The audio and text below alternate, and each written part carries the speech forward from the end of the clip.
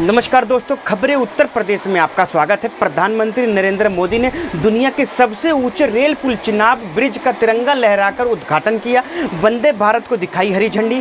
इसके साथ ही उन्होंने देश के पहले केबल स्टैंड रेल पुल अंजी पुल का भी उद्घाटन किया। इसके साथ ही पीएम मोदी ने कटरा रेलवे स्टेशन से कटरा और श्रीनगर को जोड़ने वाली वंदे भारत एक्सप्रेस को हरी झंडी दिखाई। इस मौके पर उपराज्यपाल मनोज सिन्हा, सीएम उमर अब्दुल्ला और रेल मंत्री अश्विनी वैष्णव भी मौजूद रहे। बता दें, पीएम मोदी का यह दौरा काफी महत्वपूर्ण माना जा रहा है, क्योंकि ऑपरेशन सिंदूर के बाद पीएम पहली बार जम्मू कश्मीर पहुंचे और यहां के सुरक्षा कड़े इंतजाम किए गए थे। इससे पहले उन्होंने चिनाब पुल का निरीक्षण किया और सीएम उमर अब्दुल्ला और रेल मंत्री अश्विनी वैष्णव से चर्चा की। इस ब्रिज के साथ ही कटरा से श्रीनगर तक वंदे भारत ट्रेन को पीएम मोदी ने हरी झंडी दिखाकर रवाना किया। इस ब्रिज को बनाने में करीब 1500 करोड़ की लागत आई। रेलवे ने बताया कि उधमपुर श्रीनगर बारामुल्ला रेलवे लिंक परियोजनाओं की कुल लंबाई 272 किलोमीटर है और इसको बनाने में 43,000 करोड़ रुपए से ज़्यादा खर्च हुए हैं। इस परियोजना में 36 सुरंगें और 943 पुल भी शामिल है। रेल मंत्री अश्विनी वैष्णव ने जानकारी दी कि चिनाब नदी पर बना 1 किलोमीटर से ज़्यादा लंबा रेलवे ब्रिज करीब 360 मीटर की ऊंचाई पर है।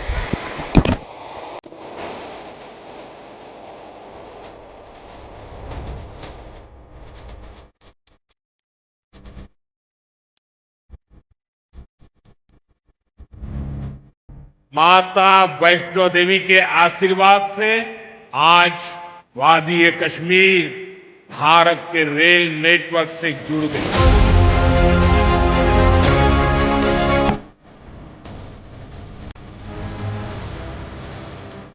उधमपुर, श्रीनगर, बारामूला, ये रेल लाइन प्रोजेक्ट ये सिर्फ नाम नहीं है, ये जम्मू कश्मीर के नए सामर्थ्य की पहचान है। भारत के नए सामर्थ्य का जयघोष है।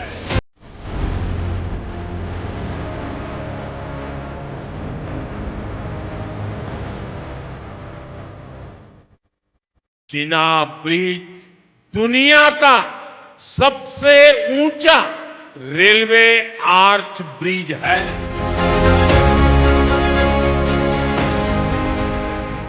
हमारा अंजी ब्रिज भी इंजीनियरिंग का बेहतरीन नमूना है।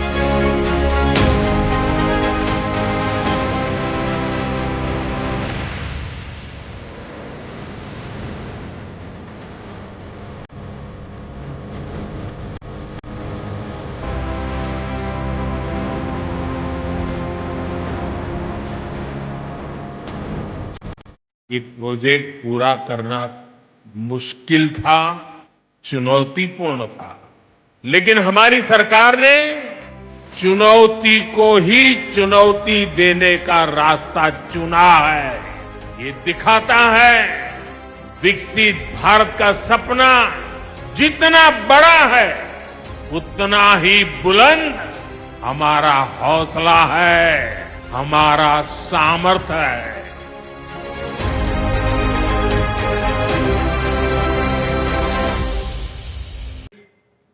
मां भारती का मुकुट है। ये मुकुट एक से बढ़कर एक खूबसूरत रत्नों से जड़ा हुआ है। ये अलग अलग रत्न जम्मू कश्मीर का सामर्थ्य है। यहां की पुरातन संस्कृति, यहां के संस्कार, यहां की आध्यात्मिक चेतना, प्रकृति का सौंदर्य, यहां की जड़ी बूटियों का संसार, फलों और फूलों का विस्तार, यहां के युवाओं में, आप लोगों में जो टैलेंट है वो मुकुट मणि की तरह चमकता है। साथियों, आप भली भांति जानते हैं, मैं दशकों से जम्मू और कश्मीर आता जाता रहा।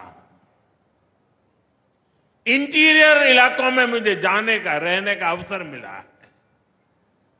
मैंने इस सामर्थ्य को लगातार देखा है, महसूस किया है और इसलिए मैं पूरे समर्पण भाव के साथ जम्मू कश्मीर के विकास में जुटा हूं। साथियों, जम्मू कश्मीर भारत की शिक्षा और संस्कृति का गौरव रहा है। आज भारत दुनिया के बड़े नॉलेज हब में से एक हमारा जम्मू कश्मीर बन रहा है, तो इसमें जम्मू कश्मीर की भागीदारी भी भविष्य में भी बढ़ने वाली है। यहां आईआईटी, आईआईएम, एम्स और नीट जैसे संस्थान है। जम्मू और श्रीनगर में सेंट्रल यूनिवर्सिटीज हैं।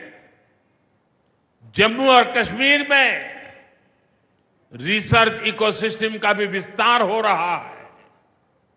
साथियों, यहां पढ़ाई के साथ साथ दवाई के लिए भी अभूतपूर्व काम हो रहा है।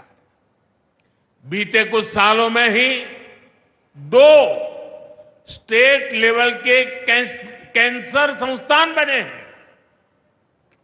पिछले 5 वर्षों में यहां 7 नए मेडिकल कॉलेज शुरू किए गए हैं।